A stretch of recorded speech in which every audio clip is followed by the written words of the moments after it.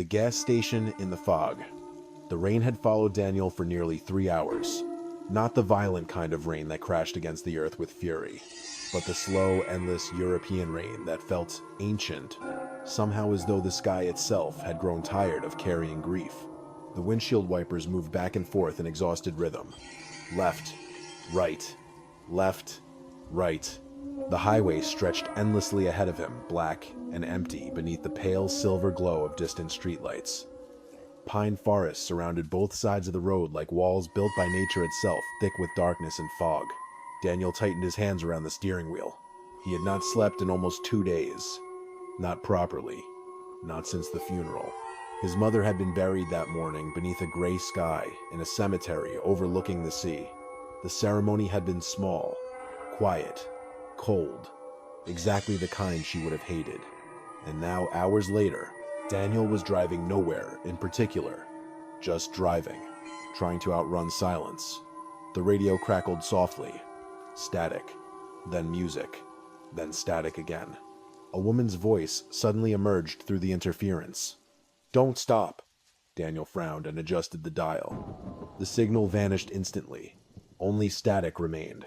He exhaled slowly and glanced at the GPS mounted beside the dashboard. The screen flickered, then froze, then completely restarted itself. "Perfect," he muttered, under his breath. Outside, the fog thickened. It rolled between the trees like pale smoke swallowing pieces of the highway little by little. Visibility became worse with every passing minute. Daniel leaned closer to the windshield. That was when he saw the road sign. Mile 47. The white letters reflected briefly in his headlights, before disappearing behind him. Daniel blinked. Something about the sign unsettled him immediately. He didn't know why. Perhaps because he didn't remember seeing Mile 46. Or perhaps because he knew this highway better than that sign suggested. He had driven this route many times before. There was no Mile 47. The thought crawled quietly into his chest and stayed there. The rain grew heavier. The road narrowed slightly. Then, without warning, his headlights illuminated something ahead through the fog. A gas station. Old. Lonely. Its faded yellow neon lights buzzed weakly against the darkness. Daniel slowed instinctively. The station looked decades out of place. The kind of roadside stop that should have disappeared sometime in the 1980s. Half the letters on the main sign no longer worked. The parking lot was empty. No cars, no people. Only fog drifting lazily across cracked asphalt. Daniel hesitated. Every instinct told him to keep driving, but exhaustion was beginning to win. His eyelids felt heavy, his thoughts slower. And besides, he desperately needed coffee. The tires crunched softly as he pulled into the lot. The engine died with a low metallic groan.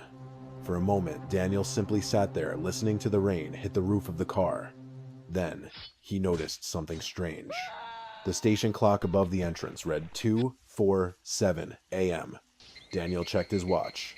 2:13. He frowned. Maybe the clock was broken.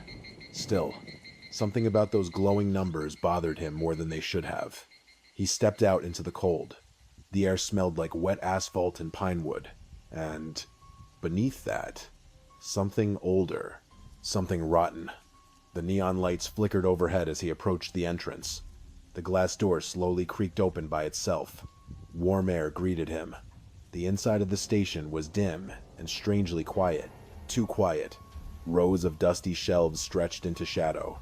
Half-empty snack racks stood untouched. Old refrigerators hummed softly along the walls. And behind the counter stood a man. Elderly. Thin. Wearing a dark green uniform. His pale skin looked almost gray beneath the fluorescent lights. But it was his eyes that froze Daniel in place. They looked empty. Not blind. Not dead. Just absent. As though nobody was truly inside them. The old man stared at Daniel without blinking, then smiled faintly. "You're late," he said softly. Daniel forced an awkward smile. "Sorry." The old man tilted his head slightly.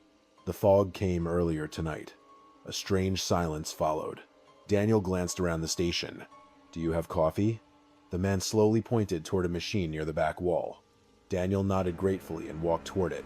As he moved deeper into the station, he became aware of another sound. Quiet, sobbing.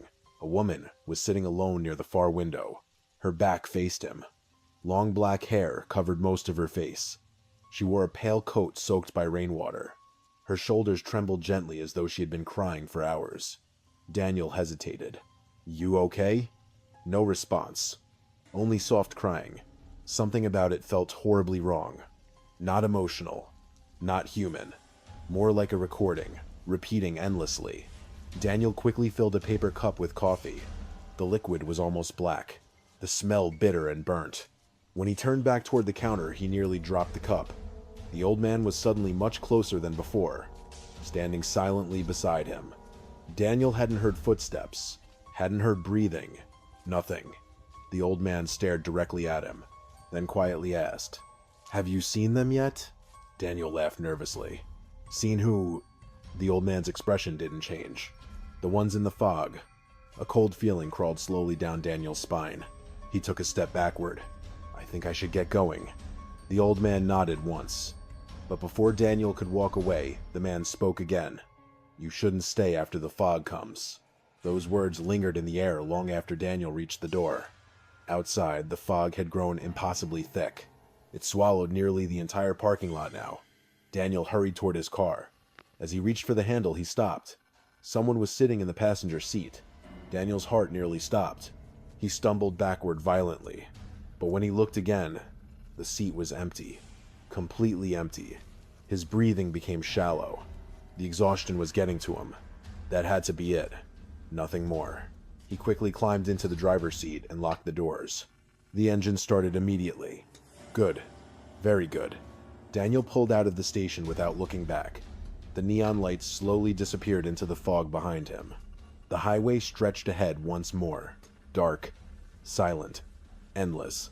He drove for nearly 20 minutes. Or at least it felt like 20 minutes. The fog never thinned. The radio remained dead. And strangely, no other vehicles appeared. Not one. Then Daniel saw headlights ahead.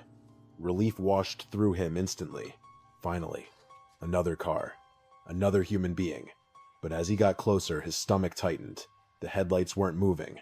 They belonged to a parked vehicle. An old black sedan, sitting abandoned on the shoulder. Its driver's side door hung open. Daniel slowed instinctively as he passed. And that was when he saw him. A man standing beside the road. Tall. Motionless. Covered in blood. Rainwater dripped from his clothes in thick crimson streams. His face remained hidden beneath shadow. But Daniel could feel him staring directly into the car. The figure slowly raised one arm. Not waving. Pointing directly at Daniel. Then the man spoke. Even through the closed windows. Daniel heard him perfectly. "You already died once." Daniel slammed the accelerator. The engine roared violently. His pulse thundered in his ears. The bloody figure vanished behind him into darkness. "No," Daniel whispered. "No, no, no." His breathing became frantic. The road ahead twisted sharply through the forest. Fog poured across the asphalt like living smoke. And then, the engine died. Everything went silent. The headlights flickered once. Twice. Then darkness consumed the highway. Daniel's hands trembled against the steering wheel. Outside, something moved within the fog. Shapes. Dozens of them. Human silhouettes slowly emerging from the trees. Walking toward the car, and none of them had eyes. The people without eyes Daniel sat frozen behind the wheel, his fingers locked around it so tightly that his knuckles had turned white. Outside the car, the fog moved like something alive. At first he thought the shapes were only trees distorted by the darkness. His exhausted mind, soaked in grief and fear, had simply turned shadows into bodies. That was what he told himself. That was what any reasonable man would believe. But then one of them stepped into the weak glow of his dying headlights. It was a woman. Or it had once been a woman. She wore a long gray coat soaked through by rain. Her dark hair clung to her face in wet strands. She walked slowly, dragging one foot behind the other, her head tilted in an unnatural angle. Daniel's breath caught in his throat. Where her eyes should have been, there were only two black hollows. Not wounds, not shadows. Empty spaces. The headlights flickered again. More figures appeared behind her. A man in a torn business suit, a young boy holding a broken red umbrella, an elderly couple walking hand in hand, a truck driver with half his face hidden beneath dried mud, all of them eyeless, all of them walking toward Daniel's car. "No," Daniel whispered. "No, this isn't real." He turned the key. The engine coughed, then died again. He tried once more. Nothing. The figures came closer. One pale hand touched the hood of the car. Then another touched the window. Daniel screamed and threw himself backward against the seat. The glass fogged instantly beneath the pressure of their hands. Not from warmth, but from cold. A deep, unnatural cold that crept through the car, as if winter itself had found a way inside. Then the radio switched on by itself. Static filled the cabin. Daniel stared at it, trembling. Through the hiss came a woman's voice. Soft. Familiar. Daniel. His heart broke before his mind understood why. It was his mother's voice. "Daniel, come home." Tears immediately filled his eyes. "No," he breathed. "You're dead." The radio crackled. Then her voice came again. "You left me in the rain." Something struck the passenger window hard. Daniel jerked toward it. The eyeless woman stood there, her mouth opening wider and wider until it stretched impossibly across her face. Daniel grabbed the door handle, then stopped himself. Outside was death. Inside was madness. Then beyond the crowd, through the fog, he saw the yellow glow of neon. The gas station. Impossible. He had driven away from it. He had driven for 20 minutes. Yet there it was again, waiting in the mist, like a memory refusing to die. The people without eyes began tapping on the windows. Slowly at first, then faster. Tap, tap, tap. The sound became unbearable. Daniel kicked open the driver's side door with all his strength. The door hit one of the figures and sent it, stumbling back. He ran. He did not think. He did not look behind him. The cold rain struck his face like needles as he sprinted toward the gas station lights. His shoes slipped on the wet asphalt. His lungs burned. Behind him came the sound of many feet moving through shallow water. Not running. Walking. They knew he could not escape. Daniel reached the entrance and slammed his shoulder against the glass door. It opened with a tired chime. Warm yellow light swallowed him. He fell to the floor gasping. Behind the counter, the old man in the green uniform looked down at him with that same faint, empty smile. "You came back," he said. Daniel scrambled to his feet. "What are they?" The old man calmly folded his hands. "People who stayed too long." Daniel turned toward the windows. The eyeless figures stood outside in the fog. They did not enter. They simply watched without eyes. "That doesn't make sense," Daniel said, his voice breaking. "None of this makes sense." The old man looked toward the clock. 2:47 a.m. Always 2:47. "Senses for the living," he said. Daniel stared at him. "What is this place?" The old man did not answer. Instead, he reached under the counter and placed something on top of it. A leather-bound notebook. Old. Swollen from dampness. Its pages were yellow and curled at the edges. Daniel hesitated, then opened it. The first pages were filled with names. Hundreds of them. Dates, times, descriptions. He saw photographs pasted beside some entries. Black and white pictures. Polaroids. Newspaper clippings. Missing person reports. All tied to the same place. Mile 47. Daniel turned the pages faster. A young couple vanished in 1978. A priest disappeared in 1989. A family of 4 never returned home in 1996. A delivery driver was found dead miles away, his truck empty, his face frozen in terror. Every entry ended with the same time. 2:47 a.m. Daniel's fingers trembled as he turned another page. Then he stopped. There was a photograph of the bloody man from the road. His face was clearer now. Middle-aged, tired, terrified. Name Arthur Voss. Status returned incomplete. Daniel swallowed hard. What does returned incomplete mean? The old man's expression darkened slightly. It means part of him left. Part of him didn't. Daniel looked up slowly. The old man leaned closer. The fog does not always take the whole soul at once. A whisper moved through the shelves behind Daniel. He spun around. At the back of the store near the coffee machine stood the woman who had been crying in part 1.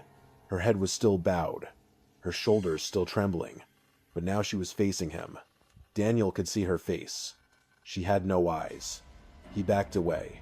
The old man spoke gently. She remembers the sound of her child crying in the back seat. Nothing else. The woman opened her mouth. A baby's cry came out. Daniel covered his ears. Stop it. The cry vanished. Silence returned. Daniel staggered toward the counter. What do you want from me? The old man studied him for a long moment. That depends on what you remember. Daniel frowned through tears. What I remember? Yes. I remember my mother's funeral. I remember driving. I remember stopping here. The old man nodded. And before that, Daniel opened his mouth.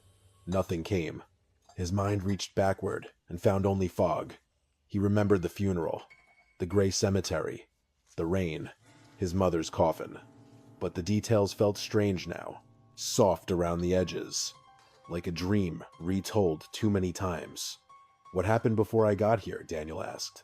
The old man's smile disappeared. That is the question every soul asks eventually. Daniel stepped back from the counter.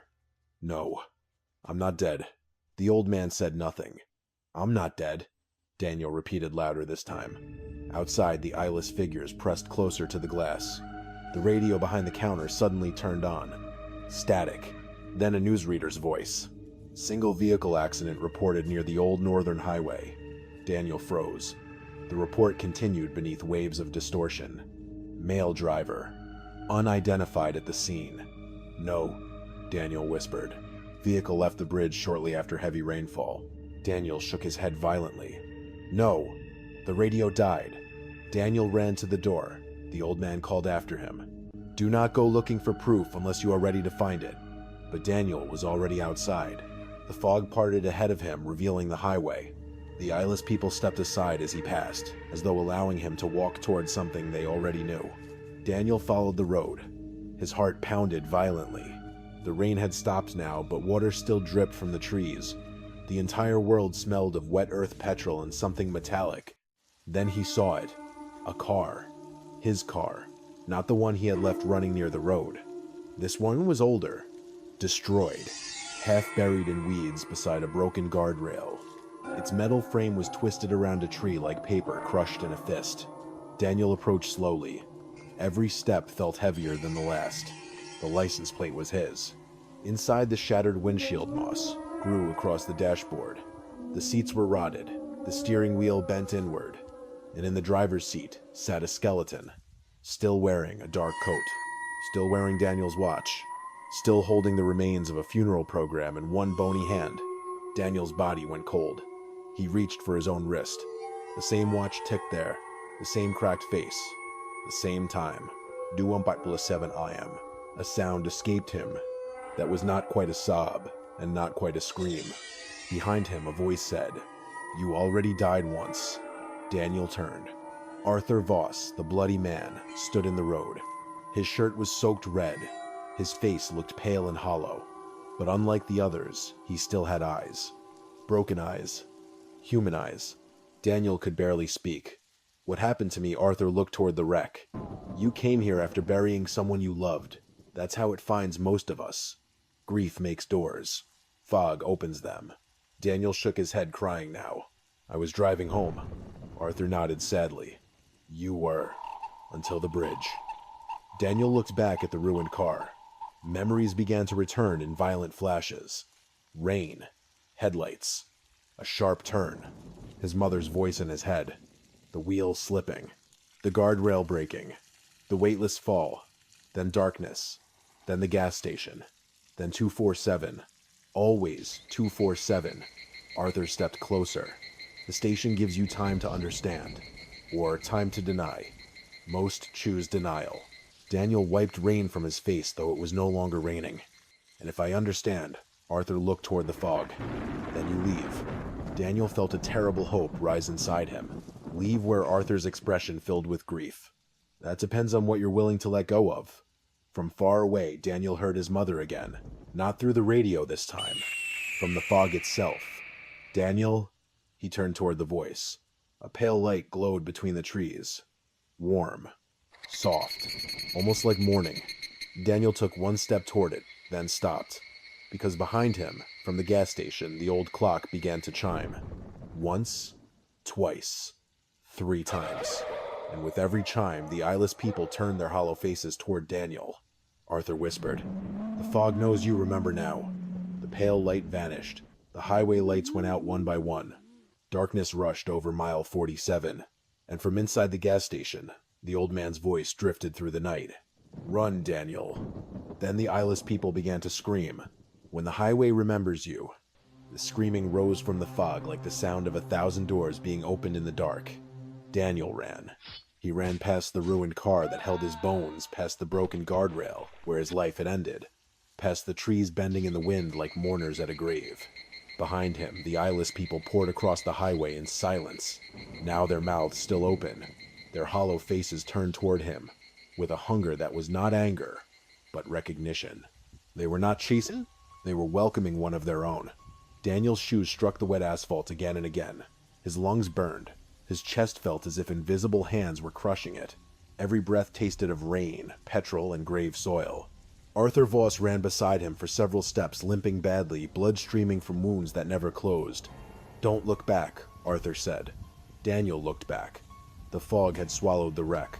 The eyeless figures were closer now. Among them, Daniel saw the crying woman from the gas station, the boy with the red umbrella, the elderly couple, the truck driver, and dozens more. All of them had once been people with names, homes, regrets, and someone waiting for them somewhere beyond the night. Now they were only memories wearing human shapes. Daniel stumbled. Arthur caught him by the arm. "Move." "I can't," Daniel gasped. "I saw myself. I saw my body." Arthur's face tightened with pity. "Then you finally saw the truth." Daniel shook his head, tears mixing with the dampness on his face. "No, truth doesn't feel like this." Arthur pulled him toward the yellow lights ahead. The gas station emerged once more through the fog, glowing weakly beneath the dead sky. Its neon sign buzzed like an insect trapped in glass. The clock above the entrance still read 2:47 a.m. always, forever.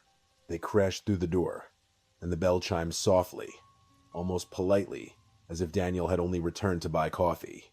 The old man stood behind the counter. The keeper. He no longer looked like a simple attendant. His green uniform seemed older now, faded by centuries of smoke and sorrow.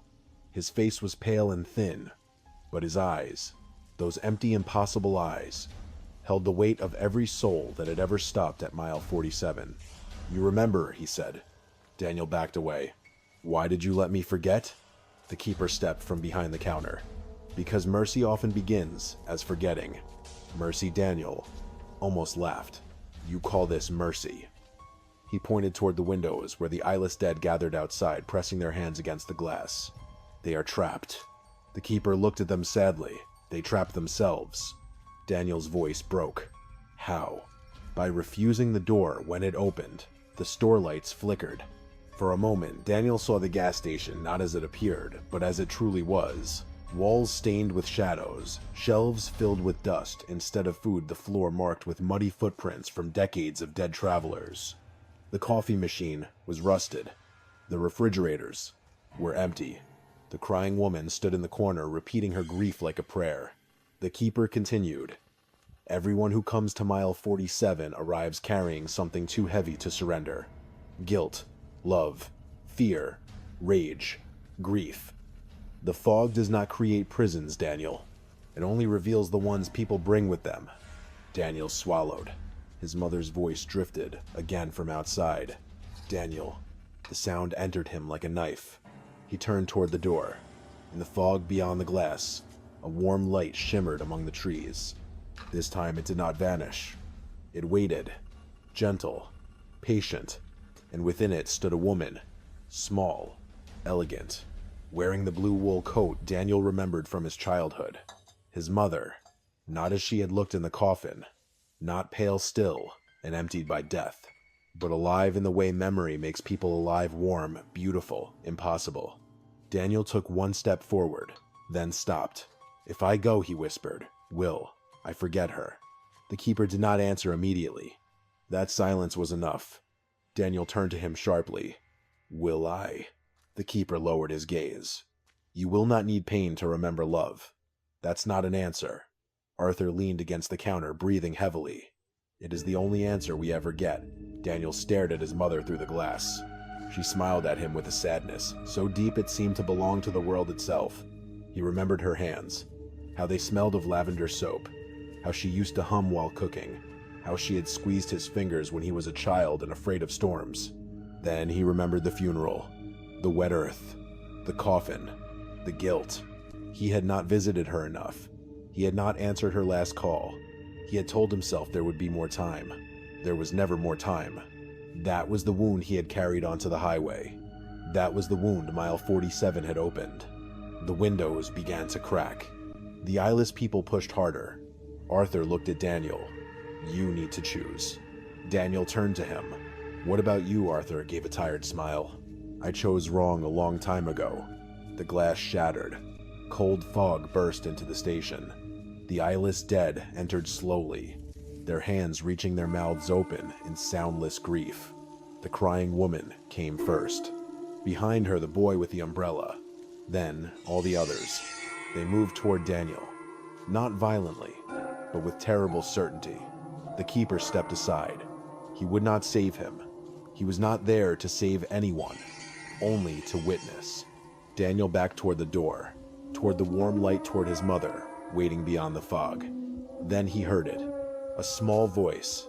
Not his mother. A child crying. The crying woman collapsed to her knees near the coffee machine. Her eyeless face turned upward, and from her open mouth came the broken sound of the baby she could no longer remember. Daniel stopped. The woman reached out blindly. Not for him, for anyone, for mercy. And in that moment, Daniel understood why so many had stayed. Not because they wanted the nightmare, but because leaving felt like betrayal. To leave grief behind felt like leaving the dead behind. To accept peace felt almost cruel.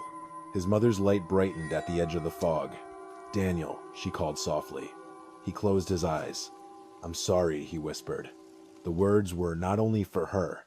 They were for every missed call, every unspoken apology, every day he had believed love could wait. When he opened his eyes again, the station was trembling. The ceiling lights burst one by one. Arthur shouted something, but Daniel could not hear him over the rising wind. The eyeless people reached him. Their hands touched his coat, his face, his chest. Cold rushed through him.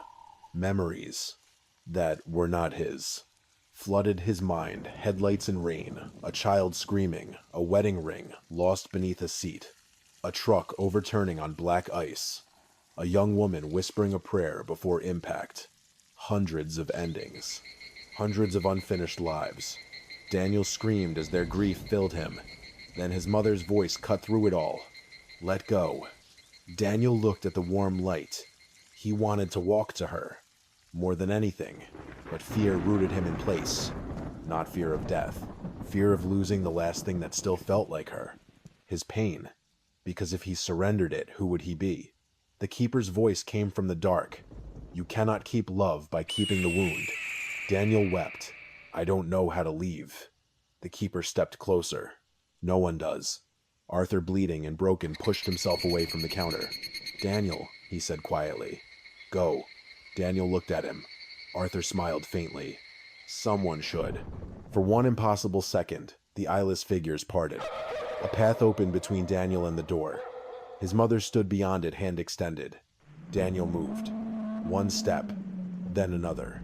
The fog screamed around him. The station bent and warped, stretching like a dying dream. He reached the doorway. His mother's face was full of light. Daniel raised his hand. Their fingers almost touched. Then behind him, the crying woman sobbed again. Daniel turned. Just once. That was all mile 47 needed. The door slammed shut. The warm light vanished. His mother disappeared into the fog. Daniel screamed and threw himself against the glass, but the door no longer opened. Outside, there was only darkness. The keeper stood behind him. Not angry, only sorrowful. I told you, he said. The fog remembers hesitation. Daniel slowly turned. The eyeless people had stopped moving. They were watching him, waiting. Arthur lowered his head. Daniel pressed his palms against the door until they hurt. Will it open again? The keeper did not speak. Daniel understood. Maybe one day, maybe never. The station became quiet. The clock above the entrance ticked once. 2, 4, 7 a.m. Daniel looked down at his hands. Blood covered them. Not fresh, not old, just endless. His reflection appeared in the glass door. For the first time he saw himself clearly. Pale face, hollow expression, eyes slowly fading into darkness. "No," he whispered. But the word had no power here. Time folded, the fog thickened, the screaming stopped, and mile 47 continued. Years passed, or perhaps no years passed at all. One cold autumn night, a young man named Thomas drove alone along a northern highway after visiting his dying father. Rain tapped softly against his windshield. His GPS flickered, then died. The radio filled with static. Ahead, a road sign appeared in his headlights. Mile 47. Thomas slowed. Through the fog, he saw a gas station glowing yellow beneath the trees. Old, lonely, impossible. He pulled into the empty lot and checked the clock above the entrance. 2, 4, 7 a.m. Inside, the bell chimed. A man stood behind the counter in a dark coat stained with blood. His face was pale. His eyes were almost empty. Thomas forced an uneasy smile. "Do you have coffee?" The man behind the counter looked at him for a long moment. Something like pain moved across his face. Then he smiled faintly and said, "You shouldn't stay after the fog comes." Outside, beyond the glass, the eyeless people began to gather. And the highway remembered another name,